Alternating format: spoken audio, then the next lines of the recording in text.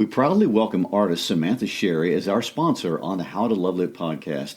Sam is a world-class artist specializing in animal portraits.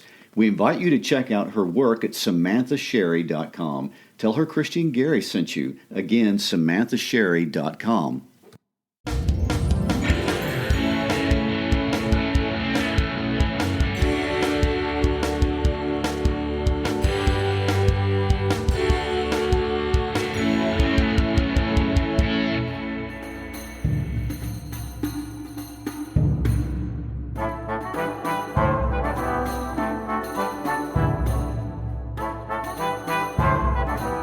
I'm Christy Shriver, and we're here to discuss books that have changed the world and have changed us. And I'm Gary Shriver, and this is the How to Love Lit podcast. If you're listening to this in real time, we would like to wish you a happy 2021. We're all excited more than ever for the expectations, hopefully, of a different kind of year than what we've had the last year. So, from us to you, let me wish you health and prosperity in this new year. Today, we are starting our discussion of a great political classic. Although it's not contemporary politics, today we want to jump back to the Renaissance and explore the political realities of Florence as they existed in the late 1490s and early 1500s through the eyes of Niccolo Machiavelli and his political handbook, The Prince. Christy, how should we begin this book? And really, why should we even read it? Well, that's a really interesting question because everyone, if you go to school long enough, will be made to read this book. I read it my first semester in college because at the time, I did major in political science, and it was the first book we ever read in the intro to poli-sci. My youngest daughter took AP European History as a sophomore, and she was required to read it. My oldest daughter was required to read it for a business class her junior year of college, and today I require, in fact, as we speak, my students are reading it right now in AP language. So look how many different disciplines, history and business and language, that people are exploring this book. That's just my immediate family, by the way. I could go on. Well, you're also in company with celebrities from Tupac to Henry VIII. They all have studied this book. And yet the word Machiavelli or Machiavellian has such negative connotations. It's a popular word that has seeped into our vernacular, and it comes out in such diverse contexts like the cartoon Bart Simpson Family, or the teen movie The Princess Diaries. I remember that one. Western culture has adopted his name to really symbolize treachery. Many movie characters and novel characters use what we perceive as his essence as a model. I even saw an article in the BBC that called 10 of popular culture's best Machiavellian characters. And when I looked at the list, there were no good guys. Oh, no. In fact, the term Old Nick is a common euphemism for the devil himself. It's fair to, is it really fair to codify him as the paragon of evil?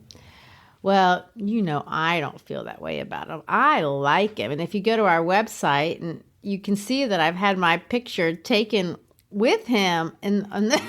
With him, wow. Well, with his statue outside the Uffizi in Florence, as well as in front of his grave there at the Basilica of Santa Croce. I think there really is a lot to admire about this man who really does try to be honest about the world as he saw it, and I've always appreciated that. For me, his book is a leadership handbook. Maybe if you want to think of it as how to be a tyrant, that's definitely true. And as such, it could be a warning label of things to look for. You might be talking to a tyrant and then you could let Machiavelli fill in the blanks for you. Jeff Foxworthy style with those characteristics that would define it. What a combination. I know. But the problem for me was when I was assigned to read this book as a 17-year-old college freshman, I had no idea what I was reading. I'd been to Rome for 3 days as a 13-year-old. That was pretty cool because my family had been living in Zimbabwe and we were flying home, but I didn't know anything about Italy, the Renaissance, or any of the multiple references in this book. I mean, I remembered who Moses was and Romulus, but that's as close as I got to understanding the things he was trying to explain. I just didn't understand his examples. So that's where I want us to start, because if he has anything to say to our modern world, which I really do think he does, we have to know enough about his world to be able to track with him, which was my problem when I read it for the first time. I just couldn't. And uncovering anything Italian is an entanglement through many, many layers of historical discovery. There's so much.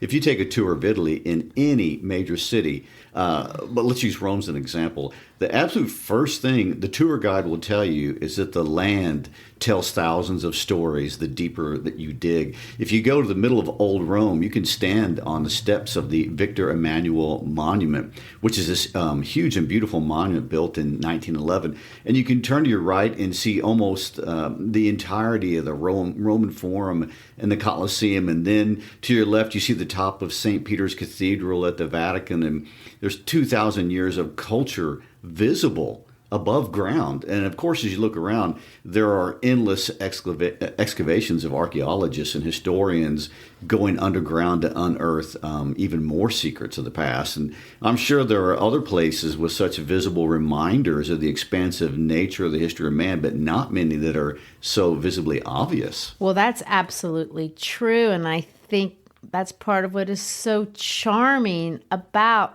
so many things distinctly Italian. And of course, Italy is charming. There's the wine and the leather, the cars, the soccer team. Never mind the art. They had a little bit of art.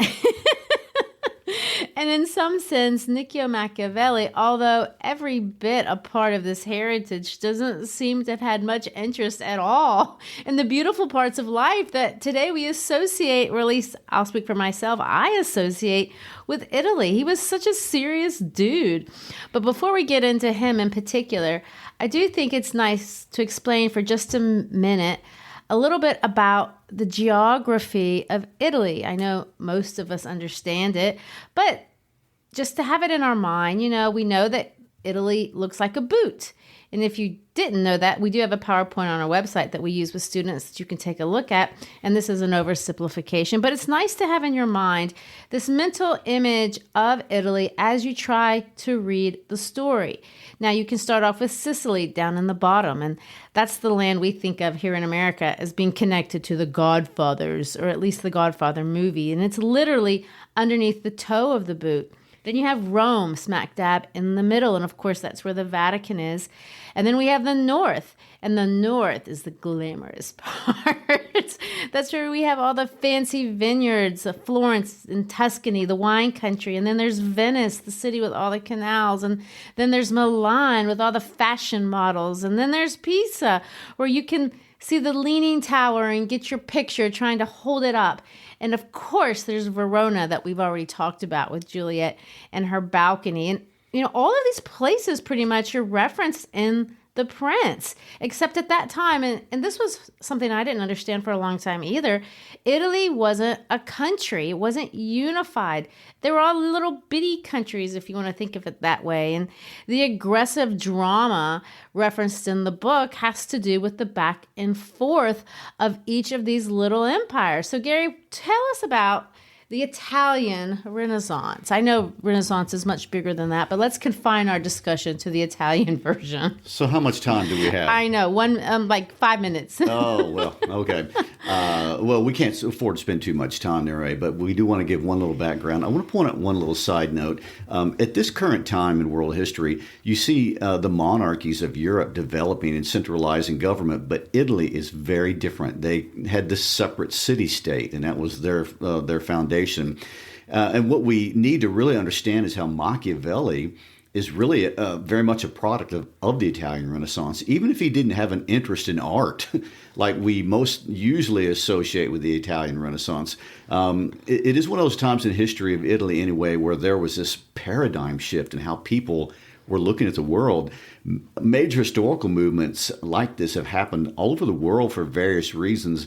And the term Renaissance has been used to represent many different occasions. But in the Italian case, there's a move toward what today we call Italian humanism.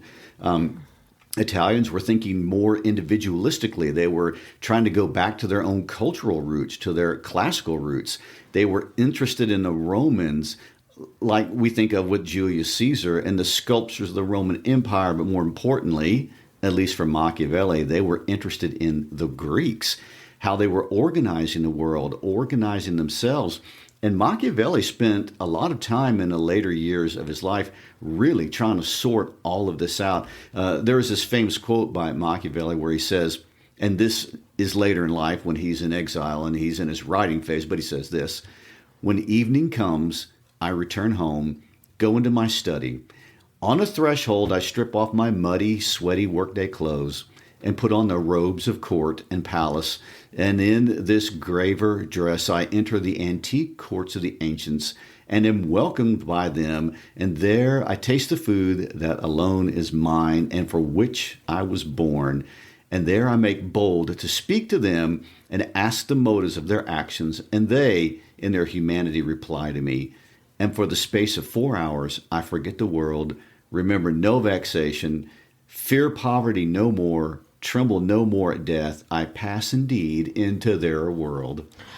Well, it's nice. And I have to respect his understanding that reading literature and thought from the past is valuable. And it is kind of like a conversation with the ancients. But when he talks about ancients, I assume he's referencing the Greeks. That's it exactly. I mean, Machiavelli had benefited from the emphasis in Florence in building universities and places for middle-class people like him to really delve into philosophical discourse.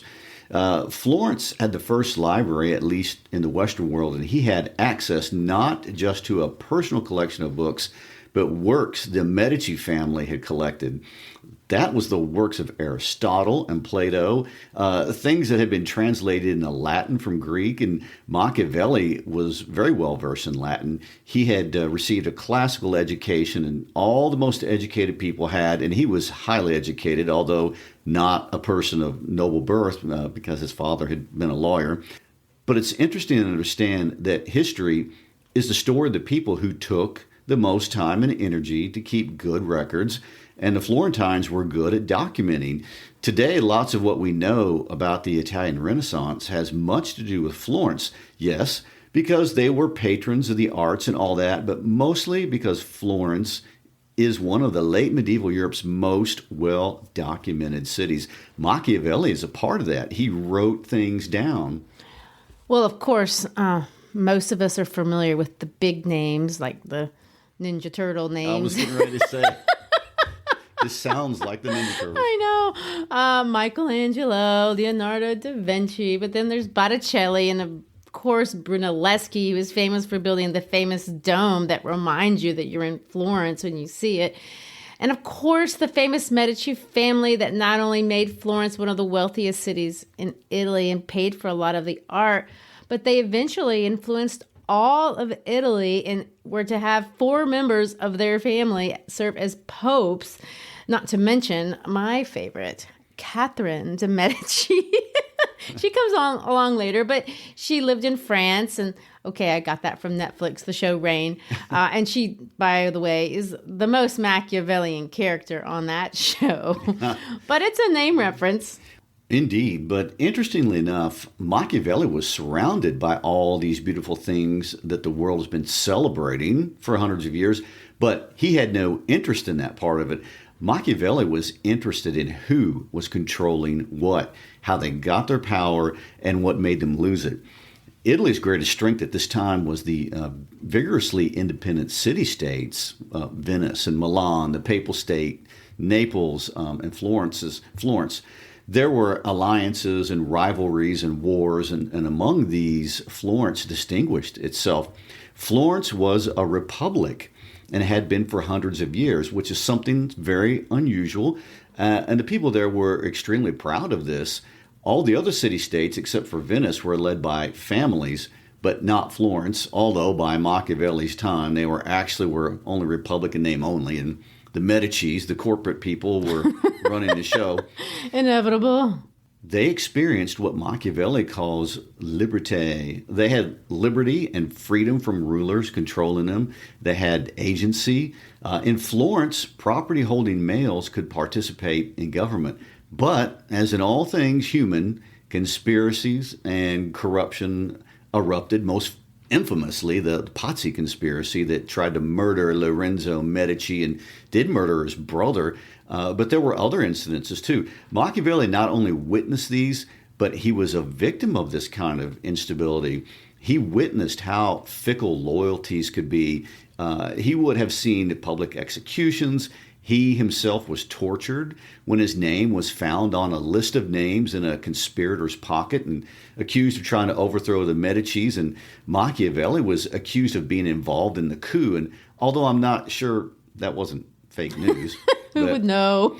Machiavelli had gotten his first big job working for the Republic after Piero Medici lost power, and he was good at this kind of life. He started as a junior secretary who was really an effective diplomat, but over the 13 years that he worked for the Republic, he got really good at his job. He also met all the big names in the power circles of his day. He made deals with popes and the King of France and the King of Spain. He was at the center of those deals. And he watched these powerful men, and he saw through the tactics of many popes and other warriors.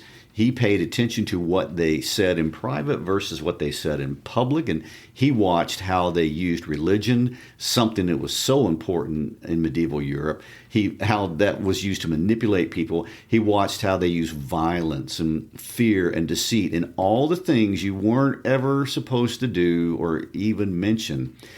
But because he was watching the powerful as one who was around it but never actually having the power, he observed how things really worked. He paid attention to the differences in what people did versus what people morally ought to do and what they said they were doing.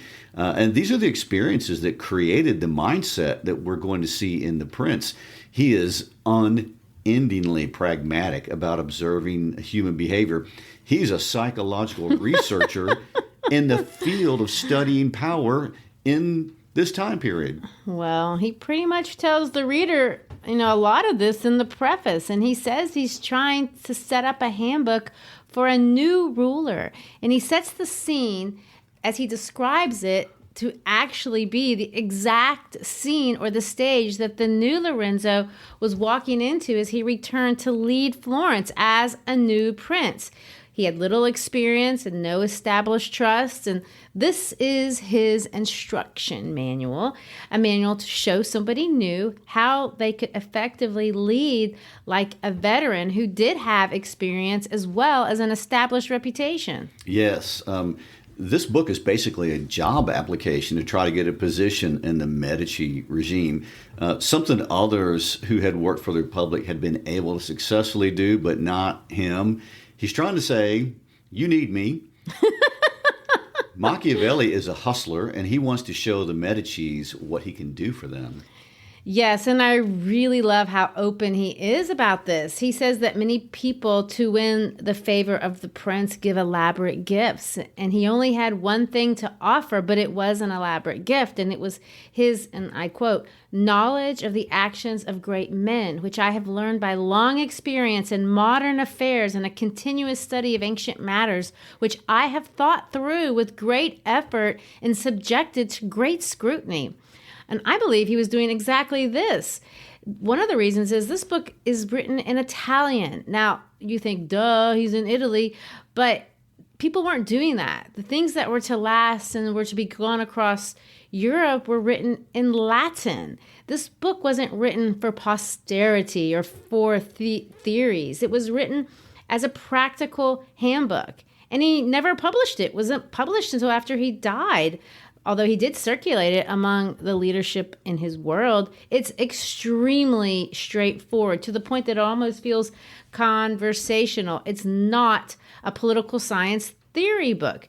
He makes a claim, and then he gives examples, both from antiquity, maybe things that people have studied, or at least he had studied, but then of recognizable events that the people in his world would have known. And then he explains the connection. What does this mean? What do these concepts from the antiques have to do with today and the events that they knew about firsthand. A couple of times he references literal personal conversations that he had with the Pope and other power brokers. Of course, for us, some of this is lost because the difficulty in understanding his examples. But for the people of his day, they're obvious. People have criticized him over the years, saying that the prince isn't scholarly enough, that his examples are anecdotal. But he uses the same strategy we all use when we're trying to explain something complicated to a friend or a coworker. For example, in chapter 2, he's going to say this: if you inherit a kingdom, you only have to be mediocre and not screw things up if you inherit it. Then he goes on to say, we have one of those guys. Do you know the old Duke of Ferrara? Now, of course, I'm using my vernacular just kind of show you what he's trying to do. But this is a situation that the people that he knows, oh, yeah, the Duke. This is kind of how he goes all the way through the book. There's lots of examples that are contemporary, but there are also others from history, Greek history, Roman history, biblical history. And he's really using his examples to demonstrate ideas that he has, to demonstrate competence and a skill. And the skill that he's calling out is the way that people actually behave. What are they doing? Say out loud the things that lots of people in those circles of power, we would say like the smoke-filled committee rooms, what are they saying in private? The deals that they are cutting, the experiences that he had in those places, he wants to now expose how the back rooms actually work. Machiavelli absolutely believed that although people change culturally, behaviorally, they do not change. Do you agree with that? 2,000%. The things that were motivating the ancients were motivating his contemporaries. And if he's right in this, it's what is motivating people to this current day. I think it's a brilliant observation. It's an archetypal study of human behavior, and there's genius in it. Well, there are 26 small chapters of such genius, and they're basically tips. All of the chapter titles are actually in Latin because he was quite good at Latin, and there's lots of little Latin quotes. But the tone, the style, everything about this is about knowing what to do now if you're in a current situation as the leader, not what we should be doing in the future generations, which is kind of ironic because sadly for him, he was never getting back into those power circles to show us in real time these ideas because he didn't get the job, poor thing, with the Medicis.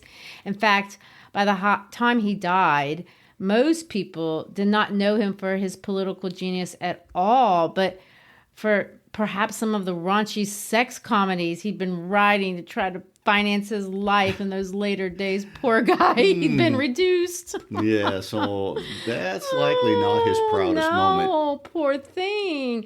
But fortunately for us, he did spend most of those remainder of his days that he was in exile talking to those ancients from that quote that you read, hanging out with them, reading and contemplating everything that had happened to him for the 12 glory years that he had worked for the Florentine government. And I know it's easy to see. It's probably true that a little bit of the book is indeed sour grapes, because he's the one that was the victim of fortune, a term that we'll talk about next week, but he uses, very specifically throughout the book. Well, the Prince and the sex comedies weren't the only things that he wrote. Oh, no, you're right. He wrote quite a lot of other things, and lots of them are very impressive. He wrote letters. He wrote a much longer political work called The Discourses on Livy, the famous Roman historian, and lots of other things, too. But, of course, it's The Prince that went viral, and it did. It went globally viral. It was published in 1532. By 1559, now, that doesn't seem, that's not a long time, especially if you think about the ancient world. But by then it was already placed on the index of prohibited books. Banned book. Banned book. And the Inquisition, we talked about that earlier in our Our Town series, decreed the utter destruction of all Machiavelli's works. However, that didn't happen. Hee hee. There were Latin translations, French translations, English translations. We know that in Shakespeare's play, The Merry Wives of Windsor, Shakespeare has one of his characters say, "Am I subtle? Am I a Machiavelli?" We know that within 75 years, Machiavelli's name was a commonly used phrase with lots of people who had badmouthed him, but also with others who defended him. Francis Bacon, actually a contemporary, said without disapproval that Machiavelli dealt with men as they are, not as they ought to be. And I have a sign that I've always kept up that says, "Politics is the art of masking your true intentions." That's my own quote, by the way. I was going to say, where'd you get that? Machiavelli looked straight past those masking behaviors, and he exposed true intentions in politics. Which, that seems crazy in a day, the idea of something going viral without the internet or TV or even radio. It was the power of his ideas that were exploding, and people wanted to read it, and they found a way to get it. Yeah, well, it did go viral, just a lot slower than it would today. Well, that's part of it. But another part of it also has a bit to do with bad luck again. After his book was first printed, it was well received, actually. And in 1576, shortly after the massacre of the Protestants in France, Christy, you may remember that from Reign. Oh, yes. A man called Innocent Gentilet called the anti-Machiavelli and denounced Machiavelli as murderous, and this kind of took off, and he got labeled as a villain. And Shakespeare was possibly familiar with that label because he used the term Machiavel in more than one play. Poor Mac. Let me tell you. He lost control of his brand. He did. That's exactly what he did. And he would have probably had thoughts about that, but he wasn't around to defend himself. Anyway, to get back on track, let's talk about how the book is organized. I told you it's organized in 26 very short chapters. The first 11 chapters, this is what we'll talk about next week, is really about 40% of the text and presents the different kinds of kingdoms and how they're acquired. The next 10 chapters talk about what the different kinds of kingdoms are and the specific challenges relating to each of the different kinds. And the remaining chapters offer advice onto how a prince should behave and how he needed to behave in order to preserve his reputation. There are really 4 big themes that drive this book, and they're going to come out over and over again as he fleshes out how these themes or these ideas are going to apply to all these different situations. The first large point, which we've been making over and over again, is that you must absolutely be honest with what we see, how we interpret and understand the world. There is no point in wanting the world to be how you want it. People are not going to do the right thing. There are just realities. And it's just so easy for us not to want to be honest about that fact. Secondly, there is power in individuals, agency, and the choices that they make.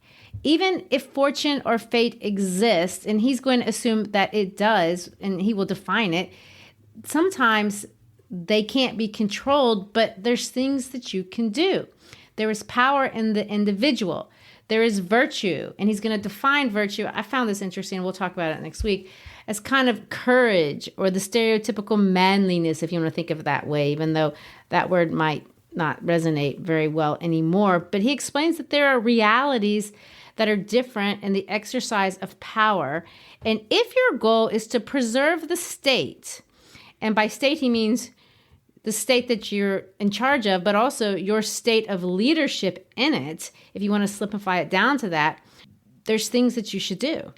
And finally, he's going to, and this is going to run through the whole book too, there always has been and there always will be instability in the world. And of course, this applies to all human organizations, political organizations, social organizations, commercial, or even ecclesiastical organizations. They're just unstable. We as humans do not make stable entities. Are you suggesting that Machiavelli would not believe in utopian societies? No.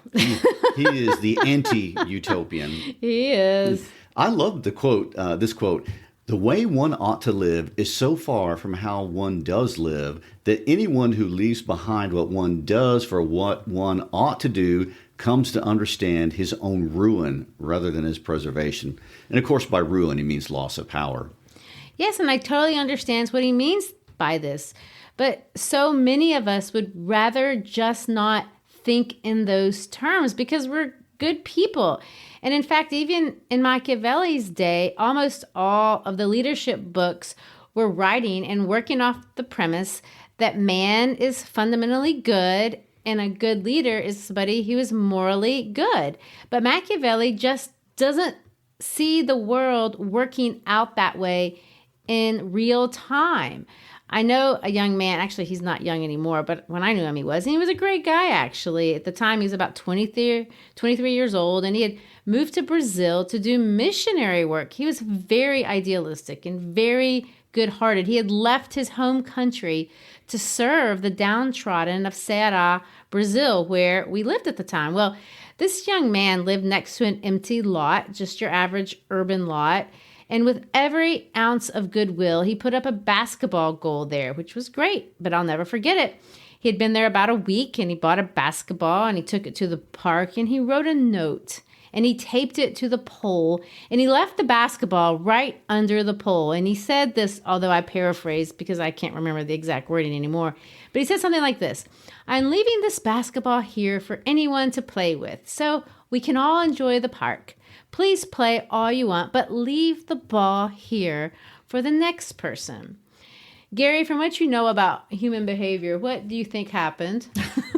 I think it took about 15 seconds for that ball to be stolen. That ball was gone. Yes, it didn't make it through the first day, although I'm not sure we have testimonial evidence as to the number of seconds it required. But Machiavelli would have told you, you just can't think like that. That's the thinking about how we wish the world operated, but not operating under the realities that actually exist in it. And that is the line of reasoning Machiavelli is trying to get his reader to apply over and over again and take to heart. And to me, this is how this book immediately becomes very practical. Of course, no one listening to this podcast is likely a monarch with a kingdom. But everything in the book has a practical application in the way we live our lives, because whether we think of it or not, we are often princes. We just don't use that kind of language.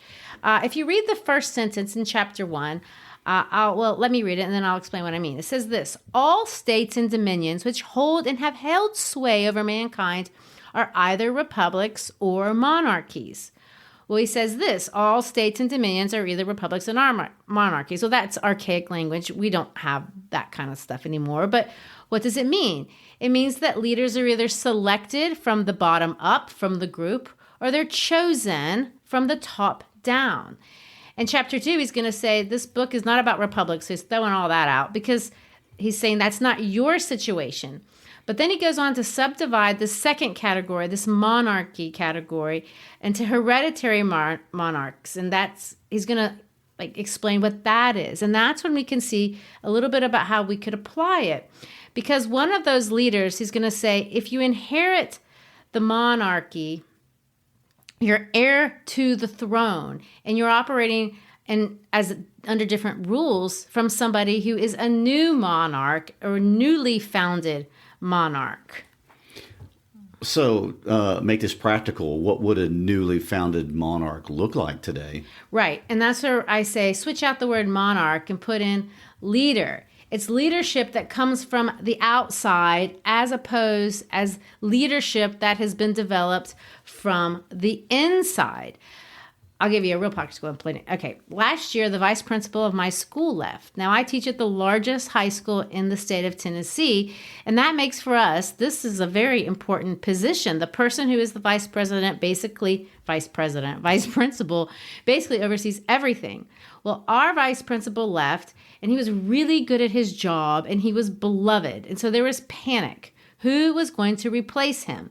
Well, if the job had gone to an underling, an assistant principal who we already knew, who this guy had been grooming, he would have been a hereditary monarch. That's what I mean. He's a leader that's kind of inherited that position.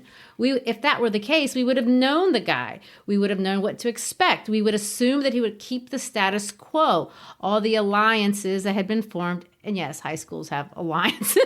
Lots of drama. Oh my goodness. We would have been comfortable. The people who were running the show would assume that under the new management, everything would stay the same. Machiavelli tells us, and I believe that this is true, a guy like that has it pretty easy. Right. He doesn't have to be that awesome. He just has to be somewhat good at his job. And it would take, in Machiavelli's words, extraordinary vices to make him hated. It's only reasonable for his subject to be naturally already attached to him. In Europe during the Napoleonic Wars, nationalism and attachments to national governments really developed because groups of people wanted to be deliberately known as not French.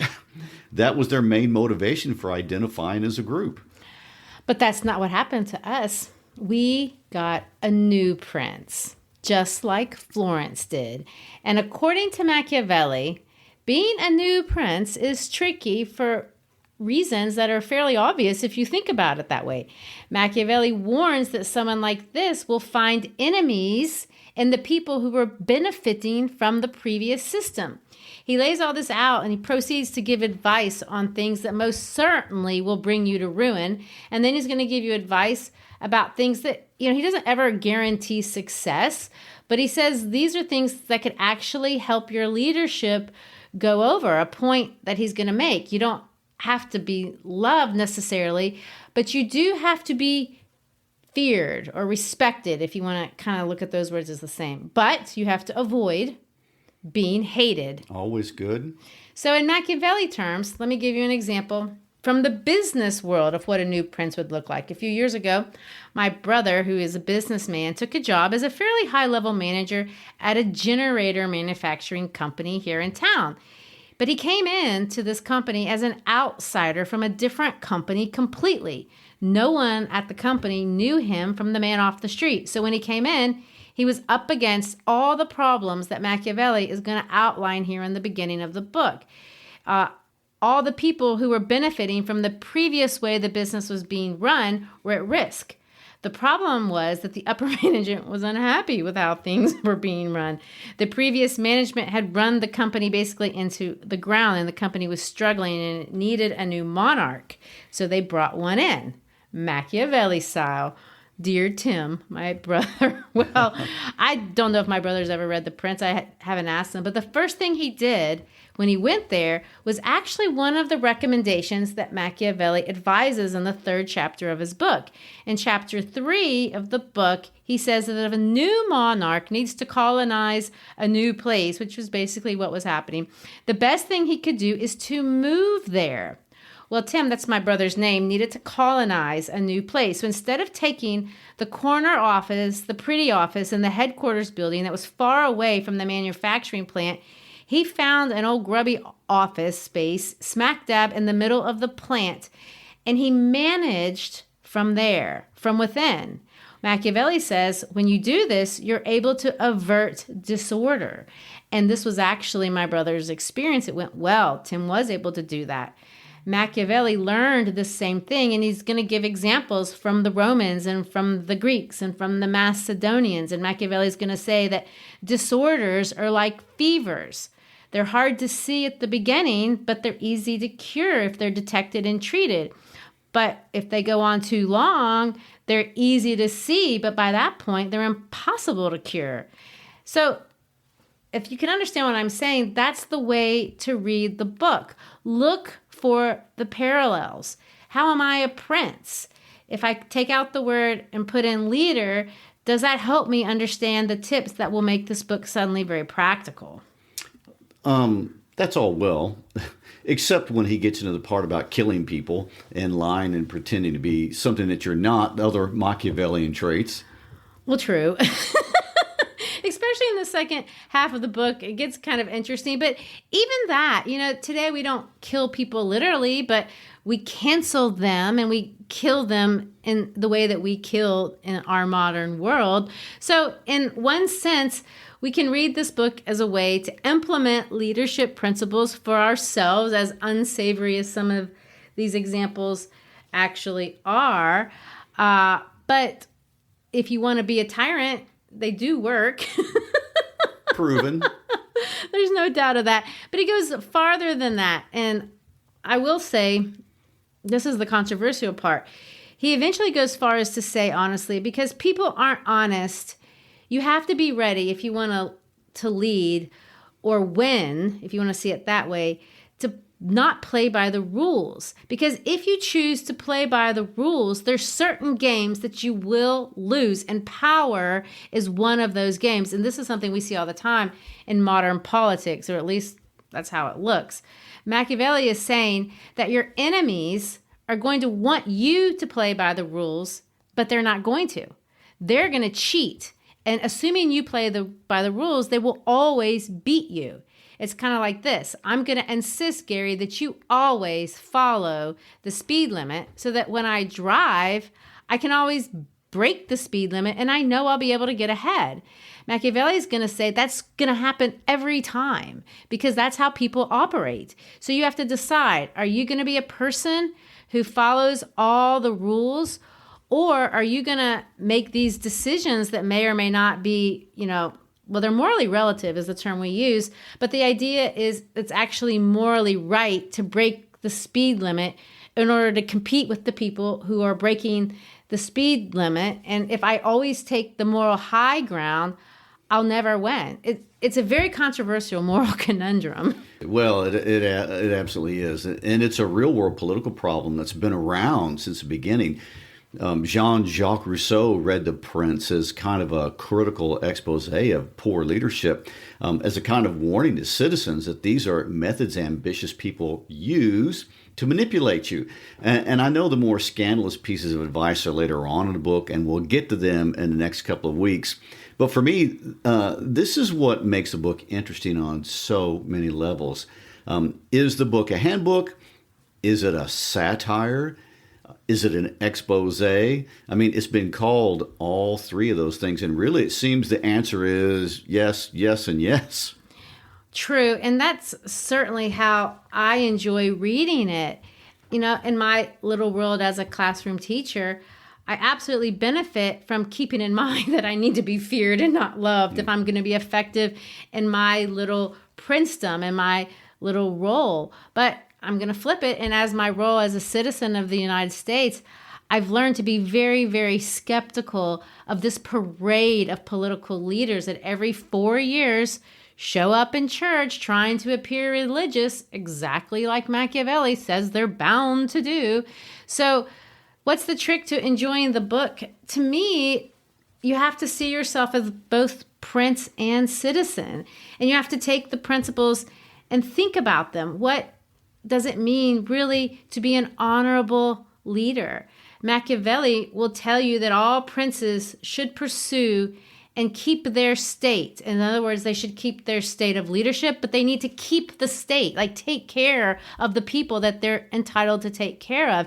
And he's going to say that if you do this properly, there's glory in that. And it's something to think about and wonder to what degree do we go with him.